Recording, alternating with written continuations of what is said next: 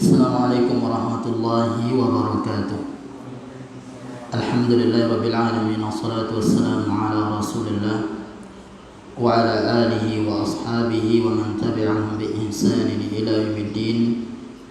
Ya ayyuhalladzina amanu taqullaha haqqa tuqatih wa la tamutunna illa wa antum muslimun.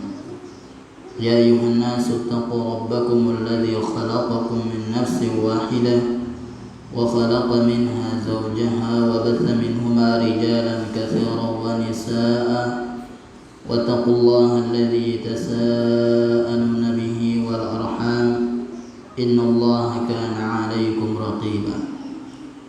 يا أيها الذين آمنوا اتقوا الله وقولوا قولا سديدا يصلح لكم أعمالكم ويغفر لكم ذنوبكم ومن يطع الله ورسوله فقد فاز فوزا عظيما. أما بعد.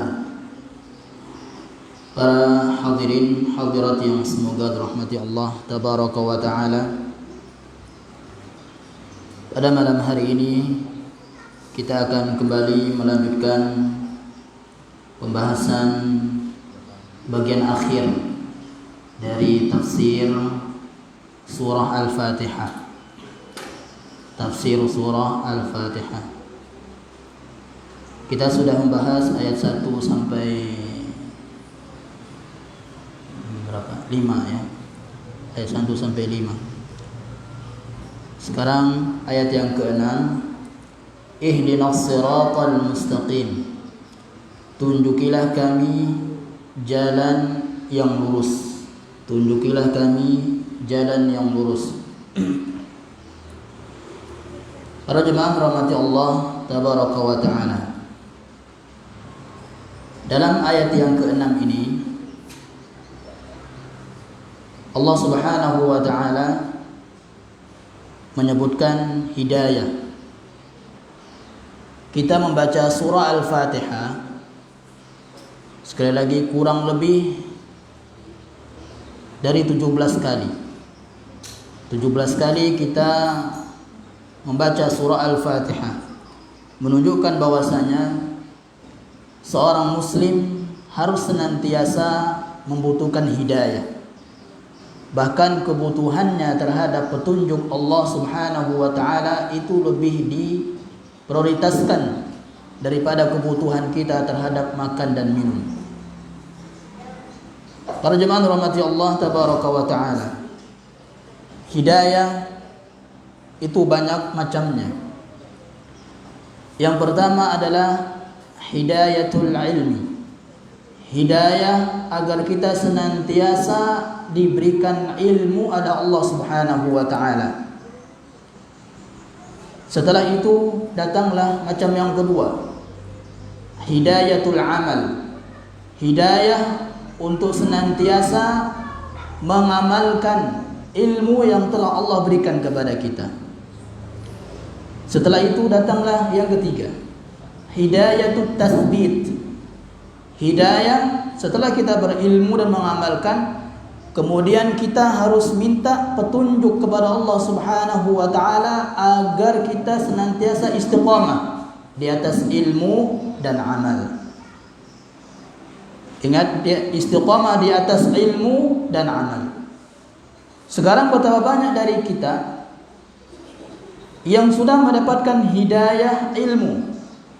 Mereka diberikan keistiqomahan di atas ilmu, namun belum tentu dia diberikan hidayah untuk mengamalkan ilmu tersebut. Oleh karena itu yang istimewa adalah hidayah istiqamah di atas ilmu dan amal. Ini yang sangat istimewa. Bahkan inilah yang dinamakan dengan karomah. Karomah yang sejati adalah ini. Kita diberikan keistiqomahan untuk berilmu, mendapatkan ilmu dan mengamalkan ilmu tersebut. Jemaah rahmati Allah tabaraka wa ta'ala, di dalam surah Al-Fatihah ini, hidayah apakah yang kita minta? Disebutkan di sini as-siratal mustaqim. Apa itu hidayah as-siratal mustaqim? Hidayah jalan yang lurus. Ini yang sering kita minta jemaah. Hidayah untuk meniti jalan yang lurus. Jalan yang lurus. Jalan yang lurus itu telah ditafsirkan oleh para ulama berbagai macam tafsir. Yang pertama adalah al-Islam. Yang pertama adalah Islam, sebagaimana surah Al-An'am ayat 161. Qul innani hadani rabbi ila siratim mustaqim. Katakanlah wahai Muhammad, sungguh saya telah diberi hidayah oleh Rabbku menuju jalan yang lurus. Apa itu? Dinan qiyaman millat Ibrahim hanifa wa ma kana minal musyrikin.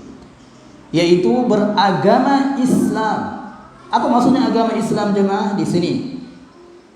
Millat Ibrahim hanifa, tauhid. Wa ma kana minal musyrikin, tauhid. Itu maksudnya Islam. Islam itu sendiri artinya adalah mentauhidkan Allah Subhanahu wa taala kalau secara umum. Para jemaah dirahmati Allah tabaraka wa taala. Kemudian tafsir yang kedua dari tafsir Shiratal Mustaqim adalah Al-Qur'an. Al-Qur'an itu sendiri. Allah Subhanahu wa taala berfirman, "Dzalikal kitabu la raiba fi hudan lil muttaqin." Itulah Al-Qur'an, kitab yaitu Al-Qur'an ini. Tidak ada keraguan di dalamnya dan dia termasuk petunjuk bagi orang-orang yang bertakwa. Di sini lihat jemaah, bahwasanya seseorang akan mendapatkan petunjuk Al-Qur'an kalau dia bertakwa kepada Allah Subhanahu wa taala. Kalau kita ingin petunjuk, maka carilah di Al-Qur'an, di hadis-hadis Nabi sallallahu alaihi wasallam. Petunjuk Allah Subhanahu wa taala tidak akan bisa didapatkan dengan bersemedi, dengan bertapa, enggak bisa. Tapi dengan mencarinya dalam Al-Qur'an dan hadis Nabi sallallahu alaihi wasallam. Para jemaah dirahmati Allah tabaraka wa taala. Kemudian tafsir dari Shiratal Mustaqim selanjutnya adalah dalam surah An-Nisa. Terdapat dalam surah An-Nisa, yaitu ayat yang ke-69. Wa may yuti'illaha war rasula. Siapa saja yang taat kepada Allah dan Rasulnya, ulaika alladzina an'ama Allahu 'alaihim, itulah mereka. Ya. Jadi sekali lagi, hidayah as-siratal mustaqim itu ditafsirkan dengan ayat selanjutnya, yaitu ayat surah Al-Fatihah ayat 7, ya, yaitu siratal ladzina an'amta 'alaihim. Siratal ladzina an'amta 'alaihim ghairil maghdubi 'alaihim waladdallin. Yaitu jalan orang-orang yang telah engkau beri nikmat. Siapa itu? Dalam surah An-Nisa. Orang-orang yang telah diberikan nikmat oleh Allah Subhanahu wa taala yang kita minta untuk mengikutinya adalah dalam surah An-Nisa 69. Mereka adalah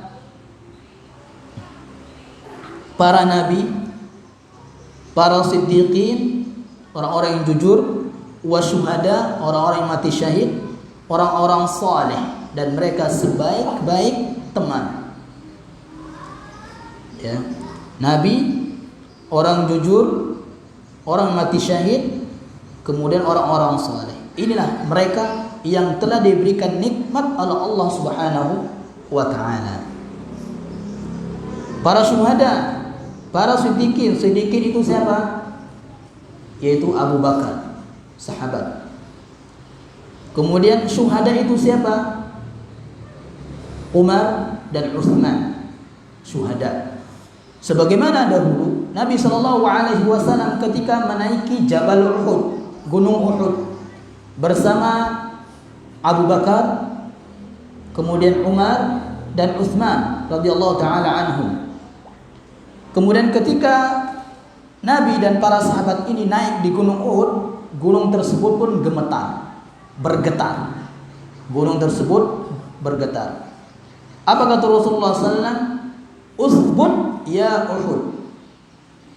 Diamlah wahai Uhud. Fa inna 'alaika, karena di atasmu nabiyyan wa siddiqun wa syahidaini. Karena di atasmu ada nabi, yaitu Nabi kita Muhammad sallallahu alaihi wasallam, wa siddiqun Abu Bakar, wa syahidaini Umar dan Utsman radhiyallahu taala anhu. Nah, ini tafsir dari siddiqun itu adalah para sahabat. Syuhada itu juga para sahabat, orang-orang soleh, para sahabat. Dari sinilah jemaah rahmati Allah tabaraka wa taala. 17 kali atau lebih dari itu kita minta hidayah kepada Allah Subhanahu wa taala, dan hidayah yang sebenarnya yang kita minta selama ini adalah hidayah untuk menapaki metode cara beragamanya para sahabat radhiyallahu taala anhum ajma'in. Para jemaah rahmati Allah tabaraka wa taala.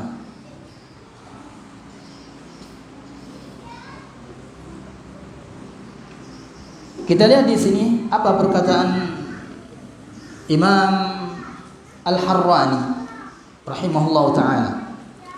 Walakinnahu ma'a dzalik, ya, innal muslima la yaqulu fil yawmi wal lailah akthara min 17 marratan. Seorang muslim meminta hidayah tadi untuk menapaki cara beragamanya para sahabat, mengikuti cara beragamanya Nabi dan para sahabat. Lebih dari 17 kali. Walakinnahu ma'a dzalik, walaupun bersamaan dengan itu mereka minta hidayah seperti itu, qad yakunu minal maghdubi alaihim wa minadh dhalin. Lisannya berkata demikian, tapi perbuatannya termasuk orang-orang yang dimurkai Allah. Perbuatannya termasuk yang disesatkan oleh Allah Subhanahu wa taala, bilisani halihi wa fi'alihi, dengan lisan halnya, maksudnya perbuatannya. Perbuatannya dengan lisannya tidak sesuai. Dia dengan lisannya minta hidayah untuk beragama seperti yang diajarkan Nabi dan para sahabatnya. Tapi lisan halnya, perbuatannya tidak menunjukkan apa yang diminta oleh lisannya. Kenapa demikian? Karena mereka tidak mempelajari, merenungi tafsir, merenungi, mentadaburi surah Al-Fatihah ini. Para jemaah rahmati Allah tabaraka wa taala. Sekarang kita akan sebutkan wajibnya seorang muslim untuk mengikuti cara beragamanya para sahabat. Inilah yang dimaksud dengan manhaj salaf. Jadi kalau ada kata-kata salaf, maka yang pertama kali yang dimaksud adalah para sahabat. Kalau ada kata-kata salaf, maka yang dimaksud pertama kali adalah para sahabat. Nah, sekarang kita akan jelaskan dalil wajibnya seorang muslim untuk mengikuti metode cara beragamanya para sahabat. Betapa banyak dalil Al-Quran dan Sunnah Nabi Sallallahu Alaihi Wasallam. Yang pertama,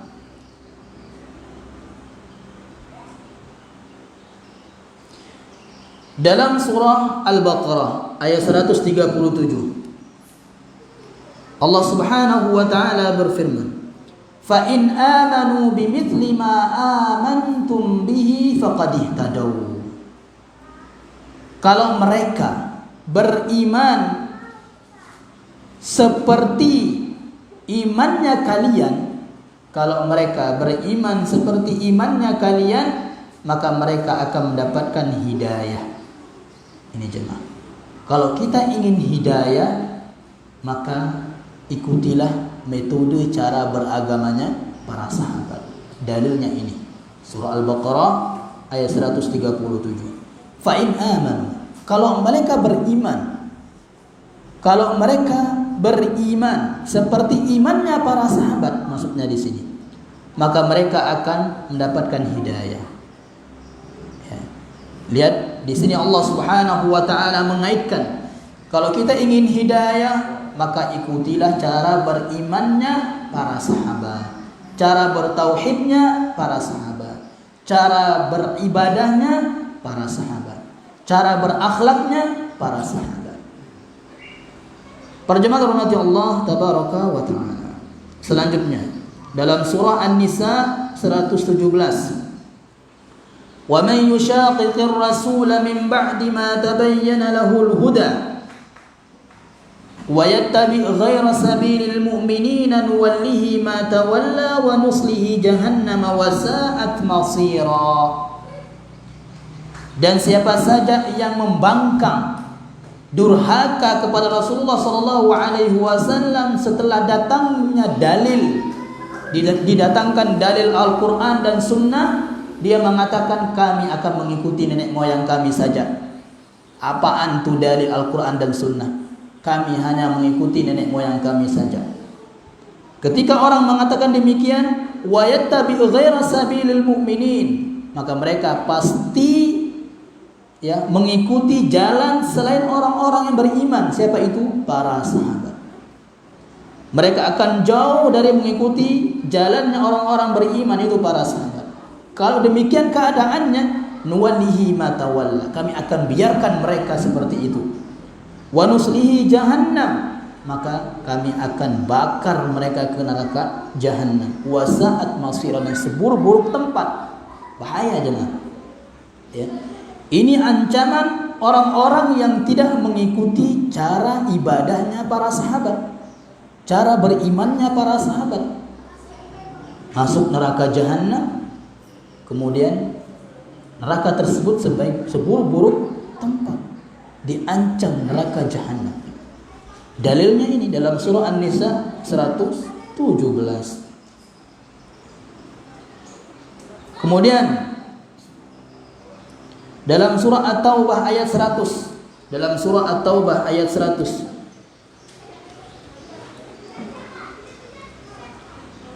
والسابقون الأولون من المهاجرين والأنصار والذين اتبعوهم بإحسان رضي الله عنهم ورضوا عنه. Dan orang-orang yang telah dahulu, orang-orang yang telah terlebih dahulu mereka masuk Islam, siapa itu? Muhajirin dan Ansar. Siapa Muhajirin dan Ansar? Para sahabat. Para sahabat. Walladzina tabauhum biihsan, dan mereka-mereka yang telah mengikuti para sahabat dengan baik, radhiyallahu anhum wa radu'an. Allah telah ridho kepada mereka dan mereka ridho kepada Allah Subhanahu wa taala. Dan mereka akan disediakan surga yang mengalir di bawahnya sungai-sungai dan kekal di dalamnya selama-lamanya. Nah, di sini disebut jemaah walladzina tabauhum biihsan. Dan orang-orang yang mengikuti siapa? Para sahabat dengan baik. Mengikuti para sahabat dengan baik, baru kita akan mendapatkan ridho Allah dan surga Allah tabaraka wa ta'ala. Ini dalil yang ketiga. Dalam surah At-Taubah ayat 100, wajibnya kita untuk mengikuti cara iman, ibadah, akhlak para sahabat radhiyallahu taala anhum ajma'in. Kenapa kita enggak mengatakan mengikuti cara agamanya Nabi? Pasti jemaah. Sahabat itu belajar dari mana? Nabi SAW, tidak lain. Bahkan sahabat Ibnu Mas'ud radhiyallahu taala anhu berkata, Allah Subhanahu wa taala memilih hati yang paling bersih di antara hati hamba-hambanya, yaitu hatinya Nabi SAW. Kemudian Allah Subhanahu wa taala memilih hati yang paling bersih setelah Nabi sallallahu alaihi wasallam untuk menjadi menteri Nabi sallallahu alaihi wasallam. Maka Allah Subhanahu wa taala mendapatinya di hatinya para sahabat. Lihat. Ya.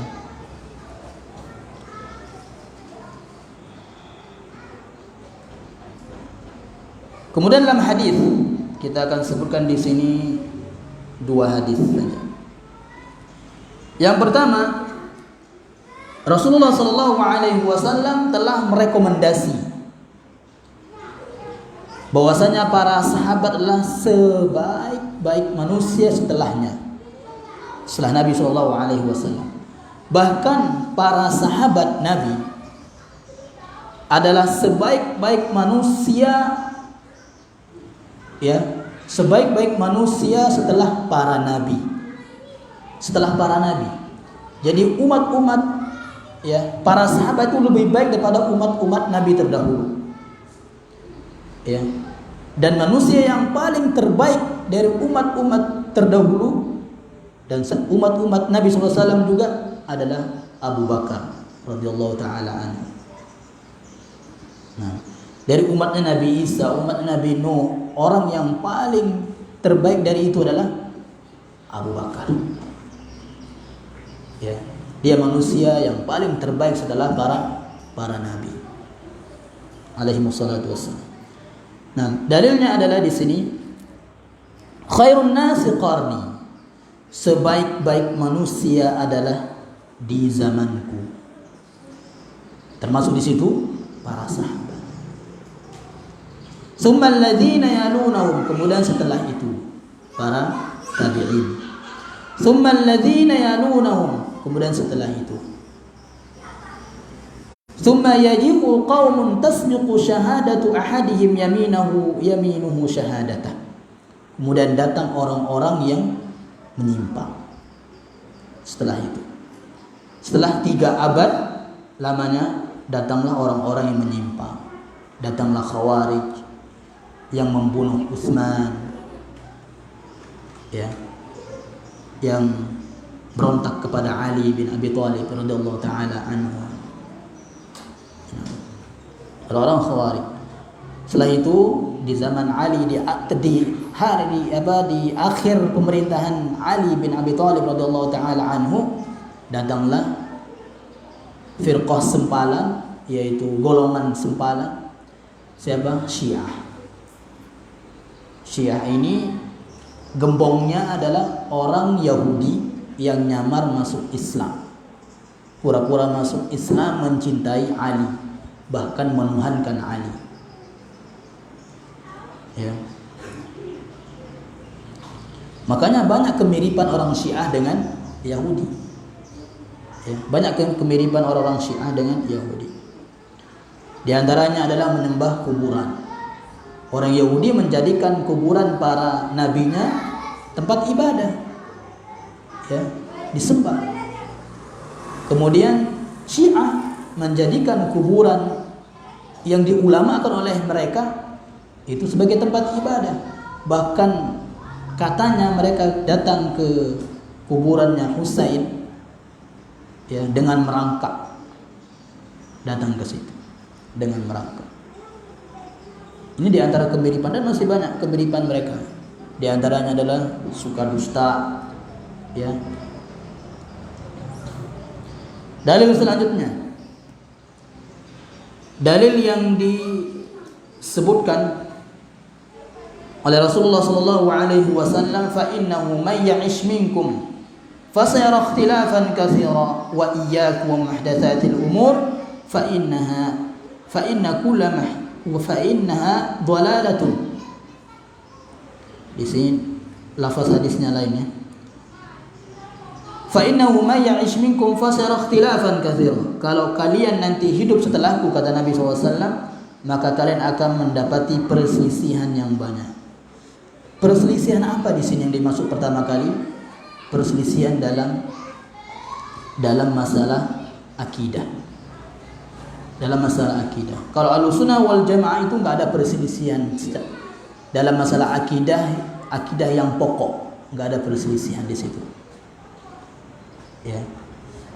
Nanti akan datang orang-orang sempalan seperti Khawarij, Syiah tadi, Murji'ah, Maturidiyah, Asy'ariyah, dan selanjutnya dan yang lainnya, itu dalam masalah akidah.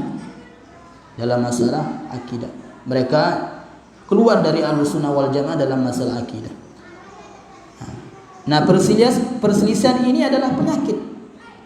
Ini bantahan terhadap dalil yang mengatakan ikhtilafu ummati rahmah. Perselisihan umatku adalah kasih sayang. Siapa bilang seperti itu?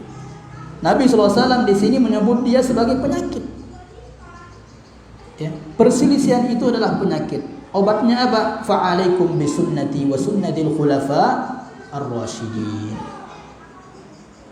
Fa'alaikum bisunnati wa sunnatil khulafa ar-rasyidin al-mahdiyyin. Addu 'alaiha bin nawajid. Maka kalau kita ingin terhindar dari perselisihan tersebut, ya, berpegang teguhlah dengan sunnah Nabi. Sunnah di sini maksudnya adalah keyakinan, akidah, tauhid, iman. Kemudian keyakinan, manhaj atau metodenya para sahabat. Pegang mereka dengan gigi geraham kita. Kenapa disebut dengan gigi geraham? Ya. Kenapa disebut di sini gigit dengan gigi geraham? Karena menggigit dengan gigi geraham itu lebih keras daripada gigi depan. Maksudnya di sini benar-benar dipegang. Ya. Dan memegang ini sekarang jemaah di zaman kita itu seperti megang bara api. Ya, seperti megang bara api. Sekarang kita mempraktekkan ini di sekitar kita, itu seperti megang bara api. Dilepas salah, dipegang juga bahaya. Maksudnya apa? Kalau kita tidak memegangnya, kita akan celaka. Kalau kita melepasnya, kita akan celaka. Dan kalau kita memegang dia, bara api tersebut, ya, maka kita akan mendapat cobaan-cobaan, ujian-ujian. Ujian yang pertama kali akan kita dapatkan jemaah dari keluarga kita. Lihat Nabi SAW ketika mendakwahkan tauhid, ujiannya dari mana? Keluarganya, dari pamannya Abu Lahab. Jemaah rahmati Allah tabaraka wa ta'ala. Dan kita juga mungkin dari orang tua kita melarang kita ikut kajian, melarang kita bercelana cingkrang, melarang kita untuk berjilbab besar, bahkan bercadar misalnya. Bahkan yang lebih heran lagi, ada orang tua yang melarang anaknya untuk sholat berjamaah. Ada orang yang setelah kajian mengenal tauhid pasti akan rajin berjamaah. Orang yang sudah mengenal tauhid jamaah. Ketika datang ke masjid, mereka rajin datang ke masjid. Orang tuanya mengatakan, "Nak, kamu kok beda, enggak seperti dulu." Dulu mungkin dia ugal-ugalan, itu lebih senang. Orang tuanya lebih senang lihat anaknya ugal-ugalan daripada jenggot, daripada sering datang ke masjid. Ya. Bahkan saking anehnya agama kita ini sekarang jemaah, agama yang dibawa oleh Nabi SAW, kita akan ditanya. Ya, kita akan ditanya, kamu ini ikut ajaran siapa? Aneh. Ya, kamu ini ikut ajaran siapa? Ajaran Nabi. Ya, itu diantara keanehan yang ada, emang seperti itulah. Ya. Bada'al Islamu ghariban. Islam ini akan datang asing. Dahulu di zaman Nabi asing Islam itu jadi. Fasayaudu ghariban kama bada'a. Maka akan datang asing kembali sebagaimana dahulunya. Dan sekarang kita asing jemaah. Orang yang jenggot dikatakan kambing, orang yang tidak jenggot babi. Mana yang lebih parah? Ya.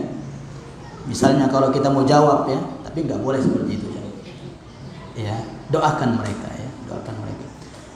Kemudian orang yang berjilbab, ya, jilbab besar atau bercadar, dikatakan gagak lewat kah? Dikatakan ninja kah? Dikatakan jadul kah? Ya. Itulah jemaah.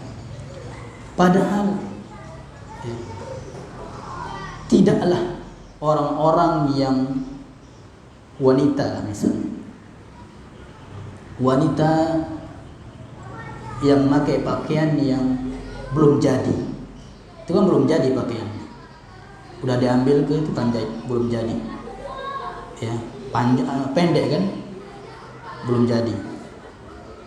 Pakaian yang transparan, pakaian ini, bahkan yang kelihatan auratnya lah.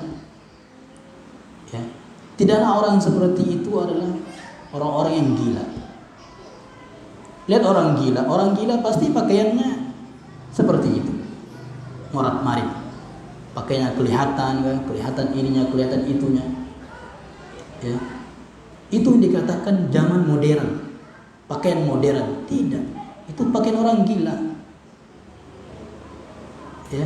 Coba sekarang lihat orang gila yang di jalan-jalan itu, pakaiannya seperti itu, ya. Dan pakaian orang-orang musyrik zaman dulu seperti itu, jadi telanjang mereka, ya.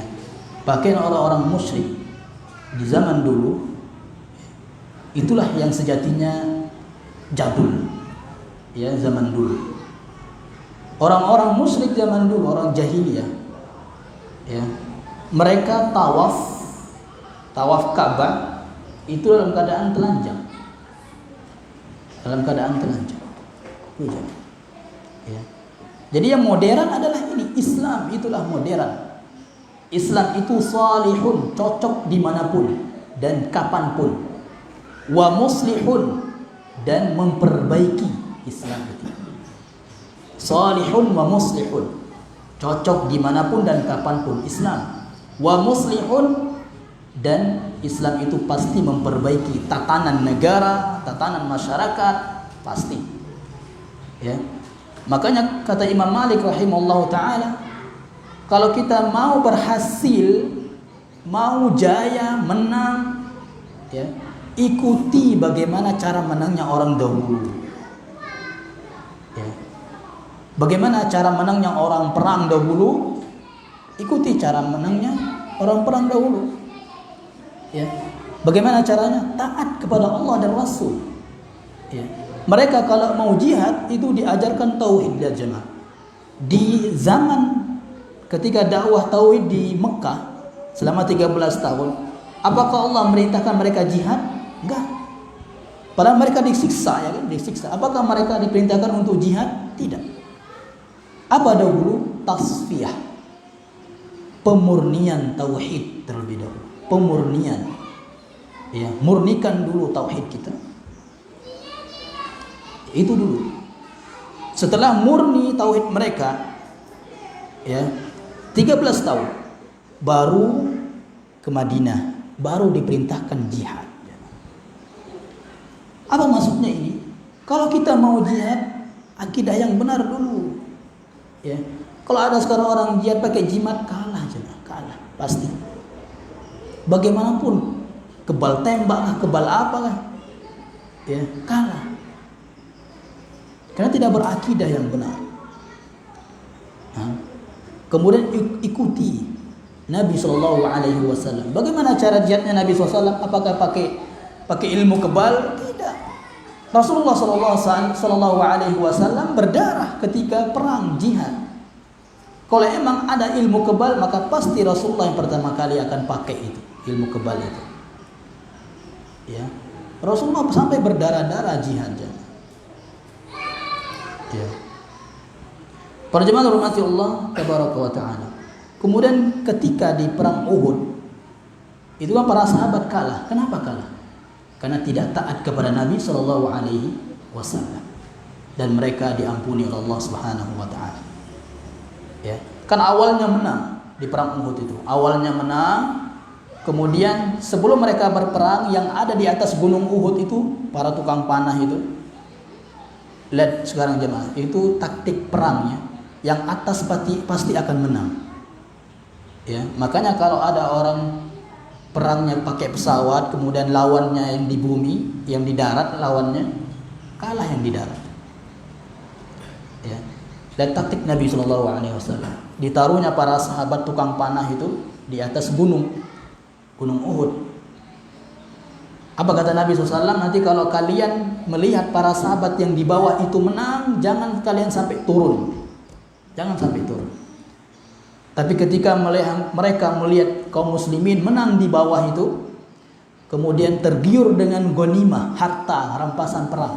Harta rampasan perang, tergiur dengan ghanimah, ya. Mereka turun, melupakan sabda Nabi SAW. Ya, melupakan sabda Nabi Shallallahu Alaihi Wasallam. Kemudian datang lagi orang-orang musyrik itu. Tidak ada tadi yang di atas gunung kan? Tidak, kosong di situ. Hanya 1, 2, 3 sahabat yang masih ada di situ. Ya. Dan mereka pun kalah pada saat itu.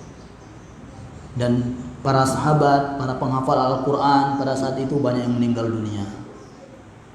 Ya, banyak yang meninggal dunia. Di antaranya adalah Hamzah, paman Nabi Shallallahu Alaihi Wasallam. Ya, itu jemaah. Akidah yang benar, kemudian ikuti Nabi Shallallahu Alaihi Wasallam. Nah, kemudian dalil selanjutnya adalah yang dikenal dengan iftiraqul ummah, dalil perpecahan. Sesungguhnya Bani Israel itu akan berpecah menjadi 72 golongan. Kemudian umatku akan terpecah menjadi 73 golongan. Bahkan sekarang kan lebih dari 73 ya kan? Ya. Lebih dari 73. Lihat di sini, yang 73 golongan ini masih dikatakan umat Nabi Shallallahu Alaihi Wasallam. Ya. Karena umat Nabi SAW itu dibagi dua aja. Namanya ada umatul dakwah dan umatul ijabah. Ya, ada namanya umat dakwah, ada namanya umat ijabah. Umat dakwah itu adalah umat yang merasakan dakwah Nabi SAW, Al-Quran dan hadis disampaikan kepada mereka, itu umatul dakwah. Kemudian umatul ijabah, umat yang memenuhi yang memenuhi panggilan dakwah tersebut, yang mereka ya seperti kita sekarang. Ketika kita didakwahi mengikuti Al-Quran dan Sunnah, kita ikut. Ini umatul ijabah namanya. Ya. Nah, jadi 33 golongan ini masih disebut umat Nabi Shallallahu Alaihi Wasallam. Akan tetapi semuanya diancam neraka. Semuanya diancam neraka kecuali satu. Berarti 62 golongan itu diancam neraka kecuali satu. Siapa yang satu itu? Qalu wa man hiya ya Rasulullah. Lihat di sini para sahabat. Para sahabat bertanya yang satu, bukannya yang 62. Ya. Para sahabat di sini bertanya siapa yang selamat, bukan siapa yang diancam neraka. Siapa yang tersesat, siapa yang diancam neraka, tidak. Tapi yang ditanya adalah siapa yang selamat. Di sini menunjukkan jemaah, kalau kita ingin mengetahui mana golongan-golongan yang di luar Ahlussunnah wal Jamaah, maka pelajarilah dahulu siapa itu Ahlussunnah wal Jamaah. Ya, pelajari dulu siapa itu orang-orang yang selamat. Sekarang kan ada kitab Firqah Najiyah ya kan, golongan orang-orang yang selamat. Pelajari dulu itu. Kalau kita telah mempelajari itu, maka kita akan mengetahui, oh ini enggak sesuai dengan golongan yang selamat. Oh ini enggak sesuai dengan golongan yang selamat. Ya. Nah, siapa itu yang satu yang selamat ini jemaah? Ma'ana alaihi wa ashabi. Siapa yang berada di atas, siapa yang mengikuti Nabi dan para sahabat. Ya. Karena dalil ini kita divonis atau difitnah telah mengkapling surga. Ya. Kalau kita telah mengkapling surga, ngapain kita kajian? Ya, ngapain kita datang jauh-jauh ke sini untuk menuntut ilmu agama kalau kita sudah kapling surga? Ya, jadi nggak mikir mereka. Yang penting keluar aja dari lisan mereka fitnah-fitnah itu. Ya, jadi siapa yang selamat itu jemaah? Nabi dan para sahabatnya. Makanya kalau kita ingin selamat, ya, kalau kita ingin selamat ikuti Nabi dan para sahabat. Ya. Nah tadi yang 72 yang 6 tuh ya 72 tadi ya, yang 72 tadi yang diancam neraka ya, diancam neraka aja. Yang 72 golongan tadi satunya masuk surga ya. Nah, para jemaah rahmati Allah tabaraka wa taala,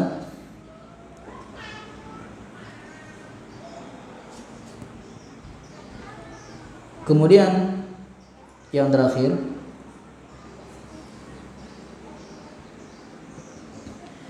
Saya akan sebutkan di sini secara cepat sifat-sifat seseorang muslim berhak dikatakan salafi. Ya, kapan saya ini sebagai seorang salafi? Salafi itu apa jemaah? Salafi itu adalah orang yang mengikuti sahabat. Kapan kita ini disebut sebagai seorang yang mengikuti metode para sahabat? Yang pertama, berhukum dengan Al-Quran dan Sunnah. Berhukum dengan Al-Quran dan Sunnah dari semua sisi kehidupan, ya, dari keyakinannya, ibadahnya, akhlaknya sesuai dengan Al-Quran dan Sunnah. Yang kedua, berpegang teguh dengan metode para sahabat. Para sahabat, ya, metode para sahabat dalam memahami Al-Quran dan Sunnah tadi harus sesuai dengan metode para sahabat. Yang ketiga, tidak memperdalam masalah yang tidak dapat dinalar oleh akal. Ya, seperti bertanya dengan 2 atau 3 pertanyaan, ya, terhadap nama dan sifat Allah Subhanahu wa taala. Kita enggak boleh bertanya dengan perbuatan Allah kenapa. Enggak boleh bertanya terhadap perbuatan Allah kenapa. Misalnya Allah itu turun ke langit dunia di sepertiga malam. Enggak boleh bertanya kenapa Allah turun ke situ. Enggak boleh. Ya. Yang kedua, kita enggak boleh bertanya kaifa, bagaimana. Ya, bagaimana? Enggak boleh bertanya bagaimana ya turunnya Allah, bagaimana ya bersemayamnya Allah di atas arsy, bagaimana ya tangan Allah, bagaimana ya kaki Allah, bagaimana ya betis Allah, bagaimana ya mata Allah, bagaimana ya wajah Allah. Enggak boleh bertanya demikian. Ya, tidak boleh bertanya bagaimana. Lihat, dahulu Nabi SAW ketika bersabda, Allah itu yadhaku, Allah itu tertawa. Allah itu tertawa. Berarti Allah punya sifat tertawa. Apa kata para sahabat jemaah setelah mendengar itu? Ya, idzan la nu'dima min rabbin yadhaku khaira. Kalau begitu kita tidak akan disia-siakan dari kebaikan yang kita lakukan, ya, karena Rabb kita ini tertawa, punya sifat tertawa. Apakah sahabat tadi bertanya? Ya Rasulullah, bagaimana tertawanya Allah? Enggak ada dalam benak para sahabat. Ya, ketika Rasulullah SAW membacakan firman Allah Subhanahu wa taala, Allah bersemayam di atas arsy, Allah punya tangan, Allah punya wajah. Apakah para sahabat bertanya bagaimana wajah Allah, bagaimana tangan Allah, bagaimana ini dan itu? Enggak ada. Karena itu enggak sesuai dengan, tidak tercapai oleh nalar kita jemaah. Ya, enggak akan tercapai. Kalau kita pikir-pikir itu gila kita jemaah, gila. Ya. Yang keempat, ya, memperhatikan tauhid uluhiyah. Memperhatikan tauhid uluhiyah. Jadi kita dikatakan salafi sejati jemaah, kita yang senantiasa memperhatikan dan mengamalkan tauhid uluhiyah. Mendakwahkan tauhid uluhiyah jemaah. Ya. Sekarang kan ada sekelompok orang yang dia dakwahkan akhlak saja kepada manusia. Akhlak kepada Allah dia hiraukan. Ya, akhlak aja. Ada juga yang politik aja. Ya, yang tadinya bertauhid masuk politik, hilang tauhidnya. Kenal duit banyak, hilang tauhidnya. Agamanya pun hilang. Katanya mau merubah, tapi dia yang dirubah. Ya. Yang kelima, tidak berdebat dengan ahlul bid'ah. Hati-hati, nggak boleh jemaah kalau kita ditantang debat dengan ahlul bid'ah misalnya, ustadznya, kiainya misalnya, nantang kita debat, jangan. Kalau kita nggak punya ilmu, jangan sekali-kali. Bahkan orang-orang yang kita dakwah jemaah, orang-orang teman-teman kita yang kita dakwah, kemudian kita di debat, ya kita doakan aja mereka. Ya, kita doakan mereka. Orang tua kita juga jemaah. Kalau orang tua kita mendebat kita, jangan dijawab jemaah. Sekali-kali jangan dijawab. Ya, orang tua kita, itu orang tua kita. Dan orang tua kita, misalnya kita seperti ini ikut kajian, misalnya orang kita marah, jangan dikasih dalil. Ketika mereka sedang marah, jangan. Ya, kalau kita kasih dalil nanti mental dalil itu jangan. Nggak akan diterimanya. Itu orang tua kita. Ya, sifat orang tua itu diantaranya tidak mau digurui, tidak mau digurui, jangan orang tua itu. Ya, bagaimana cara mendakwahkan orang tua jangan? Perbaiki akhlak kita. Ya, akhlak kita harus berbeda setelah mengenal dakwah ini jangan, kepada orang tua kita. Sebelumnya kita nggak pernah mendoakan orang tua kebaikan, tapi setelah kita kenal dakwah, kita rajin mendoakan orang tua kita. Makanya orang-orang yang sering mendoakan orang tua adalah orang-orang yang soleh. Ya, di antara sifat orang soleh adalah orang yang sering mendoakan kedua orang tuanya. Nah, masih banyak lagi di sini jemaah. Ya, masih banyak lagi di sini disebutkan ada berapa? Ada 15 dan nggak mungkin kita akan bahas. Dan insya Allah pertemuan berikutnya kita akan bahas nasihat Ramadan dari Imam Ibnu Rajab Al-Hambali rahimahullah ta'ala. Ya, karena sebentar lagi mungkin 3 minggu lagi lah insya Allah kita akan masuk bulan Ramadan. Ya, nanti kita akan bahas nasihat Ramadan dari Imam Ibnu Rajab Al-Hambali rahimahullah ta'ala. Subhanallah bihamdika asyhadu an la ilaha illa anta astaghfiruka wa atubu ilaik. Assalamualaikum warahmatullahi wabarakatuh.